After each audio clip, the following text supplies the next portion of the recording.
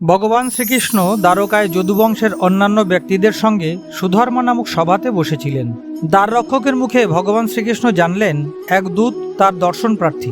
সেই দূত রাজসভায় এসে বলল, জরাসন্ধের দিগ্বিজয় করবার সময়ে জরাসন্ধ যে নৃপতিদের গিরিদুর্গে বন্দী করে রেখেছে, সেই 20,000 নৃপতিগণ আপনার শরণাগত হয়েছেন। তারা বলেছেন, আপনি কৃপা করে এই ক্লেশ থেকে তাদেরকে উদ্ধার করে মুক্তি প্রদান করুন। ইতিমধ্যে সভাস্থলে মহর্ষি নারদমুনির আগমন হলো। শ্রীকৃষ্ণ নারদমুনির নিকট যুধিষ্ঠির আদি পাণ্ডবগণ কেমন আছেন তা জানতে চাইলেন। নারদমুনি বললেন, হে প্রভু, আপনি পরম ব্রহ্ম স্বয়ং। আপনার পিস্তুত ভ্রাতা ও প্রেমী ভক্ত রাজা যুধিষ্ঠির পবিত্র রাজসূয় যজ্ঞ সম্পাদন করে আপনার প্রাপ্তির নিমিত্ত আরাধনা করতে আগ্রহী হয়েছেন। তার অভিলাষ আপনি অনুমোদন করলে তিনি ধন্য হবেন। আপনি পরমব্রহ্ম পরমেশ্বর। আপনার দর্শন ও স্পর্শ লাভ করে রাজসূয় যজ্ঞে সমবেত ব্যক্তিগণ ধন্য হয়ে যাবেন। সভাতে উপস্থিত ব্যক্তিগণ চাইলেন যে প্রথমে জরাসন্ধকে শিক্ষাদান করাই শ্রেয়। তাই তাদের দেবর্ষি নারদের কথা পছন্দ হলো না। তখন ভগবান শ্রীকৃষ্ণ মন্ত্রী উদ্ধবকে জিজ্ঞাসা করলেন যে ভেবেচিন্তে কি করা উচিত তা বলা হোক। উদ্ধব শ্রী ভগবানকে বললেন, জরাসন্ধ বেঁচে থাকলে রাজসূয় যজ্ঞ সম্পাদন করা কঠিন।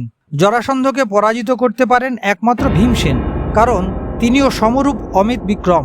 জরাসন্ধের সাথে সম্মুখ সমরে না নেমে ভীমসেন যদি তাকে পরাজিত করেন তাহলেই ভালো হয়। শ্রী উদ্ধবের পরামর্শ ভগবান শ্রীকৃষ্ণের পছন্দ হলো। অন্তর্যামী ভগবান শ্রীকৃষ্ণ শ্রী বসুদেব আদি গুরুজনদের অনুমতি নিয়ে ইন্দ্রপ্রস্থ গমনের জন্য প্রস্তুত হতে আদেশ দিলেন। অতঃপর ভগবান শ্রীকৃষ্ণ জরাসন্ধের বন্দী নৃপতিদের দূতকে সুমধুর কথায় আশ্বস্ত করে বললেন, হে দূত, তুমি নৃপতিদের বলো ভয় নেই, সকলের কল্যাণ হবে। শ্রী ভগবান ইন্দ্রপ্রস্থ যাত্রা করলেন। মহারাজ যুধিষ্ঠির রাজসভায় উপস্থিত সমস্ত সভাসদগণের সম্মুখে ভগবান শ্রীকৃষ্ণকে বললেন, হে প্রভু, হে গোবিন্দ, আমি যজ্ঞশ্রেষ্ঠ রাজসূয় যজ্ঞ দ্বারা আপনার পরম পবিত্র বিভূতি স্বরূপ দেবতাদের অর্চনা করতে চাই। কৃপা করে আমার সংকল্প পূর্ণ করুন। ভগবান শ্রীকৃষ্ণ বললেন, মহারাজ, পৃথিবীর সমস্ত নৃপতিদের পরাভূত করে ও তাদের বশীভূত করে যজ্ঞচিত সম্পূর্ণ সামগ্রী একত্রিত করে তারপর মহাযজ্ঞের অনুষ্ঠান করুন।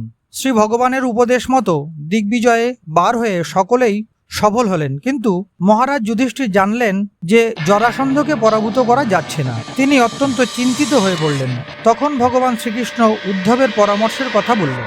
সেইভাবে কার্যসিদ্ধি করার জন্য ভীমসেন, অর্জুন ও ভগবান শ্রীকৃষ্ণ এই তিনজন ব্রাহ্মণের বেশ ধারণ করে জরাসন্ধের রাজধানী গিরিব্রজে গমন করলেন। ছদ্মবেশী ব্রাহ্মণগণ অতিথিরূপে সমাদর লাভ করলেন।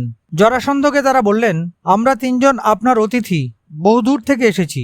অবশ্যই আমরা এখানে বিশেষ প্রয়োজনেও এসেছি। তাই আমরা আপনার কাছে যা চাই তা আপনি আমাদের অবশ্যই প্রদান করুন।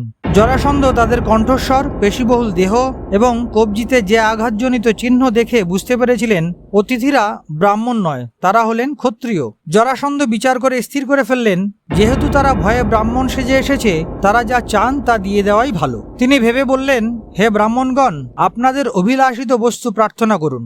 আপনারা আমার প্রাণ চাইলেও আমি দিতে প্রস্তুত। তখন ভগবান শ্রীকৃষ্ণ বললেন, হে রাজেন্দ্র, আমরা অন্ন ভিক্ষুক ব্রাহ্মণ আদৌ নই, আমরা ক্ষত্রিয়।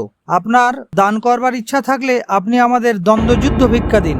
জরাসন্ধ উচ্চস্বরে হেসে সক্রোধে বলতে লাগলেন, ওরে মূঢ়গণ, যদি তোদের যুদ্ধ করবার বাসনা থাকে তবে আমি তাই দেব। জরাসন্ধ ভীমসেনকে দ্বন্দ্বযুদ্ধে আহ্বান করলেন। দুইজনের মধ্যে তুমুল গদাযুদ্ধ শুরু হলো।